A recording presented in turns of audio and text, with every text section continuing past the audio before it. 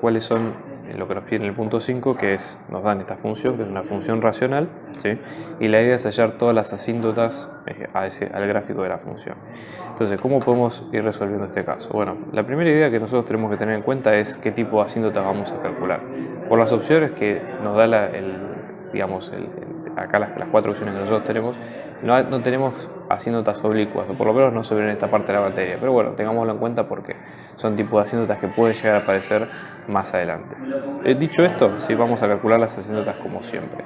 Nosotros tenemos dos tipos importantes, que son las asíntotas verticales y las asíntotas horizontales, y cada una tiene su técnica en particular. Entonces empecemos por las asíntotas verticales. ¿En qué puntos puede haber asíntotas verticales? En puntos que son conflictivos o complicados para el dominio. Es decir, por ejemplo, esto que es una función racional, es probable que haya alguna asíntota, ¿sí?, en algún punto que anule el denominador, o sea que haya una división por cero. Son puntos complicados, digamos, que no hay que meterse demasiado. Entonces, sería bueno tratar de ver qué puntos hacen cero a este dominio, o qué puntos no están incluidos directamente en el dominio de la función, que es lo mismo, ¿no? X al cuadrado menos 9, que es igual a 0, sumamos 9 de ambos lados acá como para ir despejando el x, ¿sí? Entonces en este caso este 9 con este 9 se nos va, nos queda x al cuadrado, que es igual a 9, luego aplicamos raíz cuadrada en ambos lados, y la raíz cuadrada de un cuadrado siempre tienen que tener en cuenta que es módulo porque admite los dos valores, si admite el valor positivo y negativo. Entonces acá raíz de 9 nos queda 3, y finalmente la primera respuesta nos queda 3 positivo, la segunda respuesta nos queda menos 3. Entonces, esos dos puntos son potenciales candidatos. Lo que habría que hacer ahora es, para cada uno, calcular el límite de la función tendiendo a ese punto, ver cómo se comporta en ese sentido. Entonces, vamos a tener límite de x tendiendo a 3 de f de x, por izquierda o por derecha es indistinto, esto nos va a quedar límite de x tendiendo a 3 de x al cuadrado más x menos 6 sobre x al cuadrado menos 9, hacemos sustitución directa, ¿sí? O sea, ahí vemos recién si hay alguna determinación o demás, pero siempre es importante no adelantarse, porque es probable de que nos llevemos una sorpresa. Esto nos va a quedar 3 por 3 es 9, ¿sí?, más 3, que es 12, menos 6, que esto nos va a quedar un número finito, positivo, 6, ¿sí?, sobre algo que tiende a hacerse 0, porque es 9 menos 9 se tiende a hacer 0. Tenemos un número finito positivo, ¿sí?, dividido algo que tiende a hacerse 0, esto se tiende a ser infinitamente grande, con lo cual esto es infinito. Si esto es infinito, lo que quiere decir es que hay, ¿sí?, asíntota vertical en x igual a 3, que justamente es el punto que hemos visto.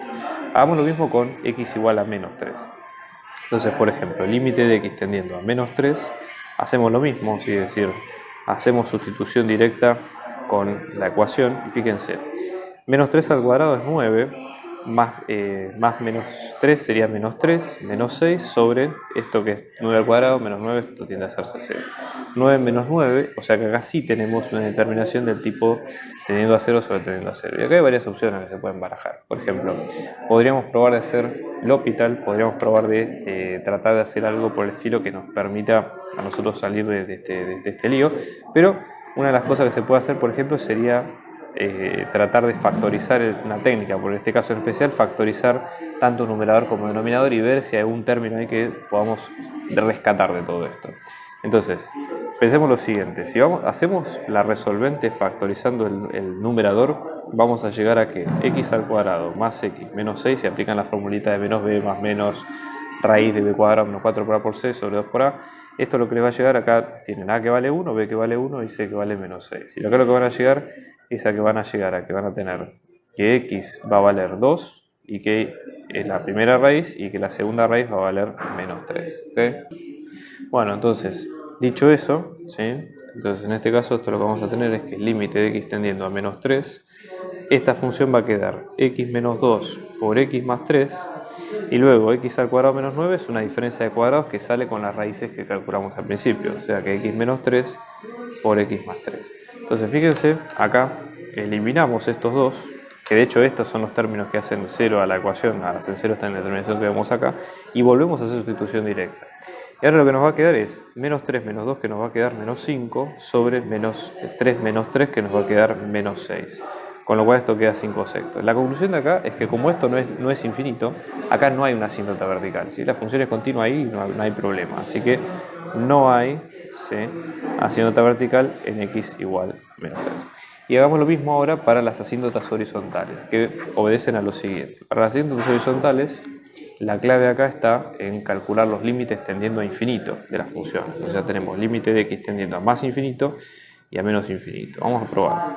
Límite de x tendiendo a infinito, ¿sí? De x al cuadrado más, esto vamos para probar, ¿no? Haciendo x al cuadrado más x menos 6 sobre x al cuadrado menos 9. Primero que nada, sustitución directa. Puede ser que sea un desastre, pero fíjense, infinito más infinito menos 6 da un número infinitamente grande, infinito menos 9 da un número infinitamente grande también. Y esto es una indeterminación, así que volvemos a decir, bueno, ¿qué otras técnicas podemos aplicar acá?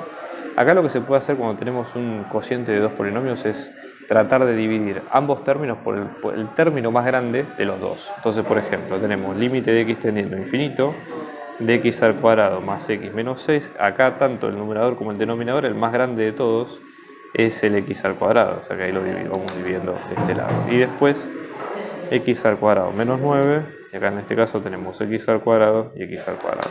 Entonces, simplificando, esto nos va a quedar, esto se va con esto, nos queda un 1, esto se va con esto, nos queda una x, esto se va con esto, nos queda un 1, y nos va a quedar 1, ¿sí?